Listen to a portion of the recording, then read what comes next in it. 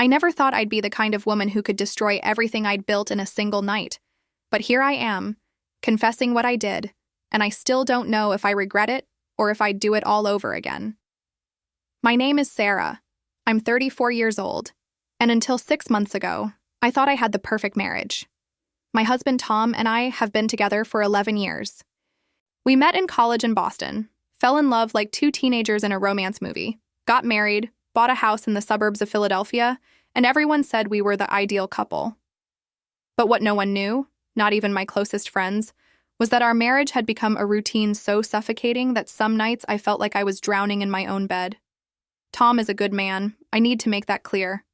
He's an engineer, responsible, always home on time, never forgot my birthday or our anniversary. But somewhere along the way, we stopped being lovers and became roommates. The passion died, intimacy became mechanical, and I started feeling invisible in my own home. I tried talking to him several times, suggested therapy, tried to bring back the spark we once had, but he always said everything was fine, that it was just a phase, that all marriages go through this. If you're enjoying this story and can relate to what I'm going through, help the channel grow and click subscribe. We're so close to reaching 17,000 subscribers, and your support means everything to me. Then came that Friday night that changed everything. Tom arrived home with a strange smile on his face, the kind of smile I hadn't seen in years. He brought wine, ordered sushi, my favorite, and said he wanted to talk. My heart raced because in my mind, when a husband says he needs to talk, it's never good news. I immediately thought he was going to ask for a divorce or confess he was having an affair. But what came out of his mouth was something I never could have imagined. He said he'd been thinking about us, about how our marriage had become boring and that he had an idea to bring back the excitement. I confess I felt a glimmer of hope, thinking maybe he'd finally understood what I'd been trying to tell him for years. But then he dropped the bomb. He wanted us to play a seduction game. Not with each other, but with other people. I froze. I asked him to repeat it because I was sure I'd misunderstood. But no, I'd heard right. Tom wanted us to go out, separately, to different bars or clubs and try to seduce strangers. Not to sleep with them, he emphasized, just to feel desired again, to remember what it was like when we were single and someone looked at us with interest. He said it would be a game, that we'd set rules, and that at the end of the night we'd meet up and tell each other everything, and that would reignite our passion. I didn't know whether to laugh, cry, or throw the wine glass at his head. Part of me was offended, thinking he was basically giving me permission to cheat, or worse, that he wanted permission to do it himself. But another part of me, a part I didn't even know existed, felt a spark of curiosity. When was the last time someone had looked at me as a desirable woman, and not just as Tom's wife or someone's mother at the supermarket? Your subscription is so important for us to reach 17,000 subscribers together. Click that red subscribe button right now and be part of this community. I asked what the rules would be. Tom said it was simple. We couldn't sleep with anyone, we couldn't exchange phone numbers or social media, and at the end of the night, we had to tell each other everything that happened. It would be just one night, an experiment, and then we'd go back to our normal life, but with the flame rekindled. I should have said no right then. I should have told him that if our marriage needed this to survive, then maybe we didn't have a marriage worth saving. But I didn't. Maybe it was the wine, maybe it was the years of frustration, or maybe it was just the desperate desire to feel alive again. I said yes. We chose the following Saturday. I spent the whole week feeling a mix of anxiety, guilt, and a strange excitement I hadn't felt in years. I bought a new dress, black, tighter than anything I'd worn in the last 5 years. I did my hair, put on makeup carefully, and when I looked in the mirror, I barely recognized myself. Tom looked at me with an expression I couldn't decipher, maybe desire, maybe regret. But it was too late to back out. We drove separately to downtown Chicago, where we'd decided to do this. He went to a sports bar on the north side, and I headed to a sophisticated lounge on the south side. My heart was pounding so hard I thought it would leap out of my chest. When I walked into that bar, with soft music and dim lighting, I felt like I was doing something forbidden, dangerous, and terribly exciting. I sat at the counter and ordered a martini. I didn't have to wait long. Within 5 minutes, a man approached. His name was Michael. He said he was a lawyer, in his early 40s, divorced, in town for business. He was attractive, well-dressed, with a confident smile and an attentive way of listening that made me feel like I was the only woman in the world. We talked for hours. He asked about my life, and I lied, said I was single, worked in marketing, loved to travel. With every lie, I felt myself becoming someone else, someone freer, without responsibilities or commitments. Michael complimented me, said I was beautiful, intelligent, interesting. When was the last time Tom had said something like that to me? If you're following this story and want to know what happened next, hit subscribe now. We're almost at 17,000 subscribers, and you can be part of this achievement by clicking subscribe. Around 11 at night, Michael suggested we go somewhere quieter. I knew exactly what that meant. This was the moment of truth, the moment I should have said no, thanked him for the night, and gone to meet Tom. But I didn't. I said yes. We went to his hotel, an upscale place downtown. In the elevator, he held my hand, and I felt a shiver run down my spine. It had been so long since I'd felt this anticipation, this desire. When we got to his room, he offered me champagne. We talked a bit more, and then he kissed me. I'm not going to describe what happened next in graphic detail because that's not what matters here. What matters is that I broke the rule, the only rule Tom and I had established. I didn't just flirt. I didn't just feel desired. I crossed the line we'd drawn together. When it was over, I felt a wave of emotions so intense I could barely breathe. Guilt, pleasure, shame, freedom, all mixed up in a way that made me sick. Michael fell asleep next to me, and I sat there staring at the ceiling, wondering what I'd just done to my marriage, to my life, to myself. I left the hotel around 3 a.m. Tom and I had agreed to meet at our house at 2, but I'd sent a message saying I was having fun and would be a little late. When I got home, he was waiting in the living room, also looking disturbed. We sat facing each other, and he started first. He said he'd met a woman at the bar. They'd talked, danced, and she'd suggested they go to her place, but he'd refused. He said that at that moment, he'd realized that what he wanted wasn't to feel desired by a stranger, but to desire me again, to be desired by me. He apologized, said the game had been a stupid idea, and that he loved me. I listened to everything in silence, my heart breaking into 1,000 pieces because I knew that what I was about to say would change everything. Hit that subscribe button now and help us reach 17,000 subscribers. Your subscription makes all the difference. I could have lied. I could have told the same story he'd told, said I'd flirted but stopped before it went too far. But I couldn't. Maybe it was guilt. Maybe it was the need to be honest. Or maybe I just wanted him to know that I'd crossed the line he hadn't dared to cross. I told him everything. I saw his face change as I spoke, saw the pain, the disbelief, the anger. When I finished, there was a silence so heavy it felt like the walls were closing in on us. Then he stood up and left the room without saying a word. He slept in the guest room that night. The next few days were pure hell.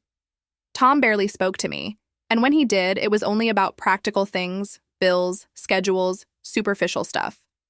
I tried to apologize, explain, but he said he needed time to process everything. A week later, he said he wanted a separation. Not a divorce yet, but that he needed space to think about whether he could forgive me. I moved into my sister's apartment in Portland, and Tom stayed in our house. That's when things got even more complicated. Because 2 weeks after I moved out, Michael called me. I don't know how he got my number. I never gave it to him. He said he hadn't been able to stop thinking about me, that night had been special, and he wanted to see me again. I should have hung up right then, blocked his number, and never looked back. But I didn't. We started seeing each other. At first, I justified it saying I was separated, that I wasn't technically cheating anymore. But deep down, I knew I was using Michael as an escape from the guilt and pain I felt about Tom. With Michael, I could be that other version of myself, the one without responsibilities, without a failed marriage, without the weight of what I'd done. But life has a way of making things even more complicated than they already are. 3 months into this messy situation, I discovered I was pregnant. We're so close to 17,000 subscribers, and you can be part of this achievement. Click subscribe and help the channel grow. I panicked. I didn't know if the baby was Tom's or Michael's. Tom and I hadn't been intimate in months before that night, but there was still a possibility. I felt the ground disappear beneath my feet. How was I going to tell Tom? How was I going to tell Michael? How was I going to deal with this situation that was already chaotic and had just gotten 1,000 times worse? I decided I needed to know the paternity before saying anything to anyone. I scheduled an early DNA test, one that can be done during pregnancy. The wait for the results was the longest 2 weeks of my life. Every day I woke up hoping it was all a nightmare and I'd wake up in my old life, before the game, before everything fell apart. When the results came, my hands shook so much I could barely open the envelope. The baby was Tom's. I felt a relief so intense I almost fainted. But immediately after came another wave of guilt. Because this meant I'd have to tell Tom, and I knew this could be either our salvation or our final destruction. I called him and asked to meet. We met at a cafe near our old house, a place we used to go to on Sunday mornings. He looked tired, older, as if those months had aged him years. I told him I had something important to say, and I saw fear flash in his eyes. I told him I was pregnant. I told him the baby was his. I saw a mix of emotions cross his face: shock, joy, confusion, pain. He asked when I'd found out, and I told him the truth, that I'd only found out recently and had done the DNA test to be sure. That's when he asked the question I was dreading. Was there a chance the baby wasn't mine? I could have lied again. I could have said no, that of course there wasn't, that I'd done the test just to be sure for myself. But I'd already lied too much, destroyed too much with my lies and omissions. So I told the truth. I told him about Michael, about the calls, about the times we'd met after the separation. If you're invested in this story and want to know what happens, hit subscribe. Help us reach 17,000 subscribers and be part of this journey. Tom stood up and walked away. He didn't yell, didn't make a scene, just stood and left, leaving me sitting there with my decaf coffee and my broken heart. That was 2 weeks ago. Since then, he hasn't returned my calls or messages. I tried going to the house, but he's changed the locks. His lawyer contacted me yesterday saying he wants a divorce and joint custody of the baby when it's born. Meanwhile, Michael has been pressuring me to give us a real chance. He says he's fallen in love with me, that he wants to be with me, that we can build a life together. But how can I build anything with someone who represents everything I've destroyed? I'm 4 months pregnant now, living in my sister's apartment, unemployed because I quit my marketing job when the stress became too much, and I don't know what to do. Part of me wants to fight for Tom, to show him that I can be the woman he fell in love with again. But another part of me wonders if what we had is really worth saving, or if we were already broken before any of this happened. My mother says I made my bed and now I have to lie in it. My sister says I should move on with Michael since at least he wants to be with me. My best friend says I should focus on the baby and forget about both of them for now. But none of them were in that hotel room when I made the decision that destroyed everything. None of them know what it's like to look in the mirror and barely recognize the person staring back. The worst part is that I can't even say I regret everything. I regret hurting Tom. I regret breaking my promise. I regret how things turned out. But that night, those hours when I was someone else, when I felt desired and alive and free, I can't bring myself to regret them completely, and that makes me feel like a terrible person. Hit that subscribe button right now. We're almost at 17,000 subscribers, and your subscription is so important for us to reach that goal together. Yesterday, I found out something that complicated things even more. Tom's sister, Jessica, who was always like a sister to me too, called. She said Tom is devastated, that he cries at night, that he really wanted to be a father but doesn't know if he can get past what I did. She said she called because she cares about both of us and wants to know if there's any chance of fixing things. I told her I didn't know. I told her that I love Tom, that I always have, but that I don't know if love is enough to overcome this. She was silent for a long moment, and then said something that's been echoing in my head since. Sometimes we destroy what we love most because we're afraid it will be taken from us first. Maybe that's what I did. Maybe I sabotaged my own marriage because I was so afraid of losing Tom to the routine, to the boredom, to the slow death of passion, that I ended up destroying everything in an explosion instead. This morning I woke up and felt the baby move for the first time. It was just a small flutter, like a butterfly's wings inside me.